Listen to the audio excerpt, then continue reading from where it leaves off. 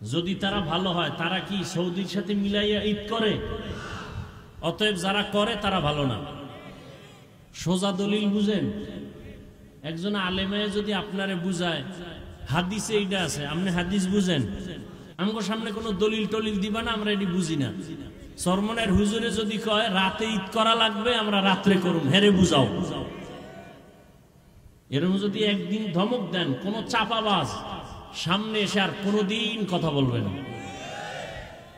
আমার দেশে ধর্ম নিয়ে তো ফেতনা বেশি। অনেকে বলে তসবি টানা বেদাত। তসবি টানা, গতকালকে পটুয়াখালী গলাচিপায় বয়ান করতেছিলাম, সেখানে এক পেজ শুনে আসলাম।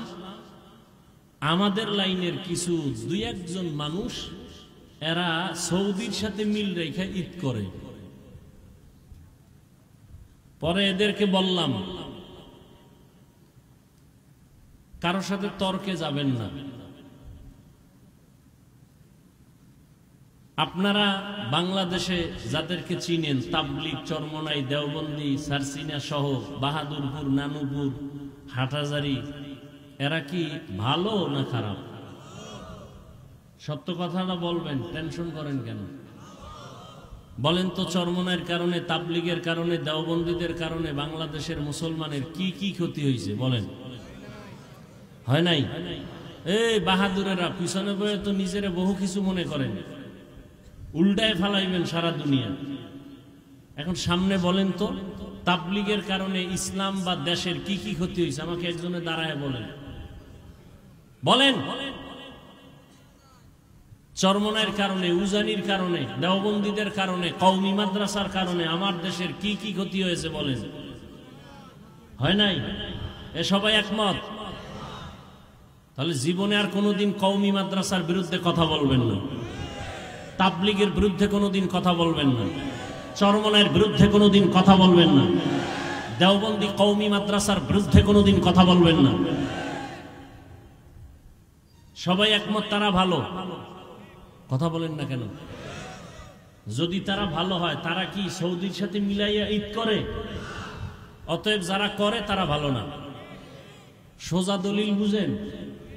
একজন আলেমায় যদি আপনারে বুঝায় হাদিসে এইটা আছে, আপনি হাদিস বুঝেন, আপনি ঠাস করে বলবেন আমাকে হুজুরেরা হাদিস বুঝে, চরমনাইয়ের হুজুর বুঝে। তোমার যদি দলিল থাকে, আমরা দলিল বুঝি না, হেরে নিয়ে বও, আমরা বুঝি লাডি আছে ফিডা, উল্টা পাল্টা করলেই বিসমিল্লাহ সারা ফিডা। আমাকে সামনে কোনো দলিল টলিল দিবা না, আমরা এটি বুঝি না। চরমনাইয়ের হুজুরে যদি কয় রাতে ঈদ করা লাগবে, আমরা রাত্রে করুম, হেরে বুঝাও। এরকম যদি একদিন ধমক দেন, কোন চাপাবাজ সামনে এসে আর কোনোদিন কথা বলবে না। শয়তান মরছে, চরমনাইয়ের হুজুর মরে যাবে, আমরা মরে যাব, শয়তান মরবে না। কথা ঠিক না? তো শয়তান শয়তানি করবে না, কিয়ামত পর্যন্ত বাতিল থাকবে না। আপনারা ওদের কথা শুনেন কেন? না শুনলেই তো হয়, ওদের কথায় কান না দিলেই তো হয়।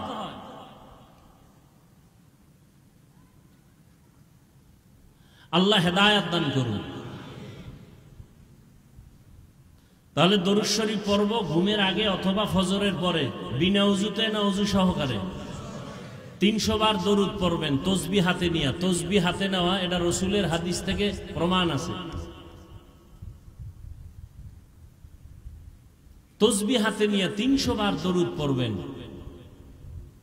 পড়িয়া ওযু অবস্থায় বিছানায় শুয়ে যাবেন, ডান কাতে, চেহারাটা কিবলার দিকে ঘুরায়া।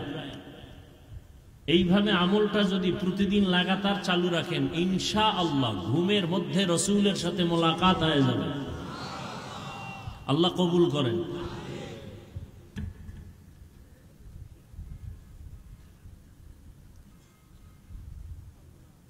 যাদের আয়োজনে আজকের মাহফিল, যে মাদ্রাসার উদ্যোগে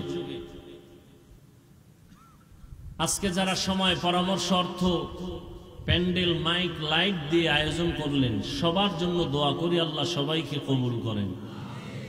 মাহফিলের ওসিলায় পুরা এলাকায় শান্তি দান করেন, কবরওয়ালাদেরকে আল্লাহ জান্নাত দান করেন। এই মাহফিলের বরকতে পুরা দেশের মধ্যে আল্লাহ শান্তি দান করেন। মাহফিলের বরকতে আমাদের সবাইকে মিলেমিশে নবীজির সুন্নত অনুযায়ী জীবন পরিচালনা করার তৌফিক দান করেন। বরকতি মজলিস কেমন বরকতি মজলিস যে বসার সাথে সাথে সবার গুনাহ মাফ। এমন একটা বরকতি মজলিসে আল্লাহ আমাদেরকে কবুল করেছেন, এজন্য আরেকবার বলবেন আলহামদুলিল্লাহ। উলামায়ে কেরাম আলোচনা করেছেন, আপনারাও ধৈর্যের সাথে শুনছেন। আল্লাহ উলামায়ে কেরামদের কথাগুলো আমাদেরকে সহি তরিকায় আমল করার তৌফিক দান করেন। উলামায়ে কেরামের ইজ্জতকে আল্লাহ বেশি বেশি বাড়ায় দেন। উলামায়ে কেরামের বিরুদ্ধে যারা চক্রান্ত করে, ষড়যন্ত্র করে, ফেসবুকে লেখালেখি করে, আল্লাহ ওদের হেদায়াত দান করেন। এ জমিনে আলেম আছে তো দ্বীন ইসলাম আছে, কথা ঠিক না? কিয়ামতের আগে আর নবীজি আসবেন, সাহাবায়ে কেরাম আসবেন, আবু হানিফা আসবেন, ইমাম বুখারী আসবেন। কিয়ামত পর্যন্ত এই উম্মতের সামনে কোরআন সুন্নাহর দাওয়াত দিবেন একমাত্র উলামায়ে কেরাম। এখন একদল বলে আমরা কোরআন মানি, হাদিস মানি, কোনো হুজুর টুজুর মানি না, অলিয়া উলিয়া মানি না। আল্লাহর জাতের কসম এরা ভণ্ড। এদেরকে যারা ভণ্ড বলে না তারাও ভণ্ড। অনেকে বলে হুজুর বয়ান করবেন, গীবত করেন কেন? গীবত করা না হারাম? আচ্ছা, গীবত করা যে হারাম এটা আমরা হুজুরেরা জানি না? কথা বলেন না কেন? আপনাদের থেকে একটু কম জানি। বলেন কতটুকু বেশি জানি? গীবত করা হারাম শুধু এতটুকু আপনারা জানেন, আমরা আলেমরা জানি 4 কারণে গীবত করা ওয়াজিব। গীবত না করলে কবিরা গুনাহ হবে। কয় কারণে? এটা তো আপনারা জানেন না। এর মধ্যে একটা কারণ, যারা ইসলামের নাম নিয়ে জাতিকে ধোঁকা দেয়, তাদের নাম ঠিকানা সহ আহলে হক ওলামাদের দায়িত্ব ওদের নাম নিয়ে নিয়ে জাতিকে সতর্ক করা যে ওরা ভণ্ড। এটা গীবত হলেও সওয়াব।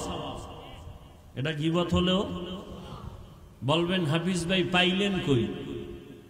আপনাদের সহজ কথা আমি বলি, পেশপোষের কথা কম বলি। ওয়াইলুল লিকুল্লি হুমাজাতিল, এরকম একটা সূরা আছে কোরআন শরীফে, বাংলা পড়তে পারেন না? এখন কোরআন শরীফ কিনতে টাকা লাগবে, দরকার নাই কিনা। গজবের মোবাইল আছে না হাতে? কথা বলেন না কেন? আমার দৃষ্টিতে এটা গজব, আপনাদের জন্য এটা জান্নাতের ঠিকানা। মা ছাড়বে, বাপ ছাড়বে, বউ ছাড়বে, মোবাইল ছাড়বে না। আপনারা ঠিক কইলে আর আমার ওয়াজ রইল কই? সবই তো আপনারা বলতেছেন। দেখেন না, বর্ষে বেহেশতের বাগানে মোবাইল দিয়ে ছবি করতেছে গুনাহ, বর্ষে জান্নাতি বাগানে করতেছে গুনার কাম। এর নাম কফাল। এর নাম কি? মান ইয়াহদিল্লাহু ফাহুয়াল মুহতাদ ওয়া মান ইউদ্লিল ফালান তাজিদা লাহু ওয়ালিয়াম মুরশিদা। আল্লাহ যাকে হেদায়াত দিবেন সে পেয়ে যাবে। যার কপাল পূর্বে ওই বান্দা হেদায়াত পাবে দূরের কথা, হেদায়াত পাওয়ার মতো কোনো মুর্শিদ পাবে না, কোনো পথ প্রদর্শক পাবে না।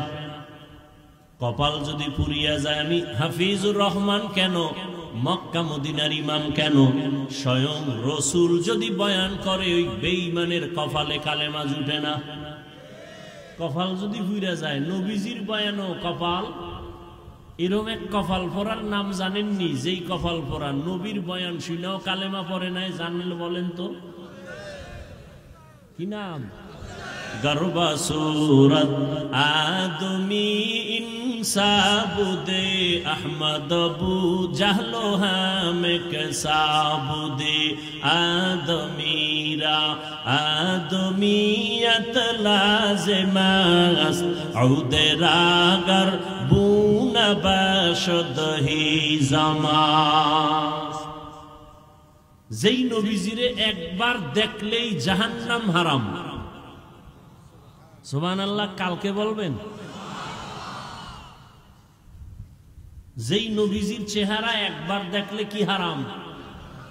কেমন নবী, কেমন নবী, যেই নবীজির চেহারার দিকে একটা নজর দিলে 7 দিনের পেটের ক্ষুধা থাকে না। কেমন নবী, কেমন রহমতের নবী আমার। আম্মা জান আয়েশা রাদিয়াল্লাহু আনহা বলেন, সন্ধ্যাবেলা আমি সুই সুতা নিয়ে সেলাইয়ের কাজ করতেছিলাম, হঠাৎ করে বাতির তেল শেষ, বাতি নিভে গেল, সুইটাও হাত থেকে পড়ে গেল। অন্ধকারে আর সুইটা পাইলাম না। এশার নামাজের পরে রহমতের নবী আমার হুজরায় ঢুকলেন, চেহারার আলোতে সুইটা খুঁটির গোড়ায় পেয়ে গেলাম। সেই নবীজিরে 13 বছর দেখছে কাছে বৈশা, বয়ান শুনছে, কি পরে নাই, এর নাম কফাল। আর অন্যদিকে 27 বছরের যুবক তরবারি নিয়ে দৌড়ায় নবীর কল্লা কাটার জন্য। কয় বছরের যুবক? 27 বছরের যুবক তরবারি নিয়ে যায় আমার নবীর গর্দান কাটার জন্য। সামনে গিয়া রহমতের নবীর চেহারা মুবারকের দিয়ে তাকাইয়া তরবারি ফালায় বলে, নবী মাফ করে দেন, কালেমাওয়ালা মুসলমান আমাকে বানায় দেন। কয় বছরের যুবক? জানেননি কপালওয়ালার নাম কি? বলেন। 13 বছর নবীর বয়ান শুইনাও কালেমা পড়ে না, এও কপাল। আর রসুলকে জবাই করতে এসে কালেমাওয়ালা হয়ে গেল। 27 বছরের যুবক, এর নাম কপাল। এর নাম কি? বহুদিন ধরে এই ওয়াজের প্রচারণা চলতেছিল, অনেকে আসবে আসবে বলে আসতে পারে নাই। আবার একদল আসছে ঠিক, কিন্তু কোরআনের বাগানে ঢুকতে পারে নাই। তারা বিভিন্ন জায়গায় বয়ে বয়ে, ওই দোকান দেখা যায়, মার্কেট, ওখানে আড্ডা দিতেছে। নারী আর পুরুষ সমানে দেখা সাক্ষাৎ করে। বিদায় বেলা একটা বেলুন কিনবে, বেলুন, এটার কান্দে ঝুলায় বাসায় যাবে। বাড়িওয়ালা বলবে, কি পাইছো অজে? কাজে বেলুনটা মাওলার কাছে মোনাজাতে কবুল করায় নিয়ে আসছে। ওয়াজের ফলাফল নগদ, বেলুন কবুল। এর নাম কি? কপাল। আবার একদল বেহেশতের বাগানে বসছে ঠিক, কিন্তু তার কপালটাও ভালো না, কারণ গজবের মোবাইল সামনে নিয়ে বয়ানের দরজার কলবটারে বন্ধ করে রেখেছে। যারা মোবাইল নিয়ে ব্যস্ত, এদের কলবে বয়ান ঢুকবে না, ঢুকবে না, ঢুকবে না। বলার দায়িত্ব আমার, মানবেন কিনা সে দায়িত্ব আপনার।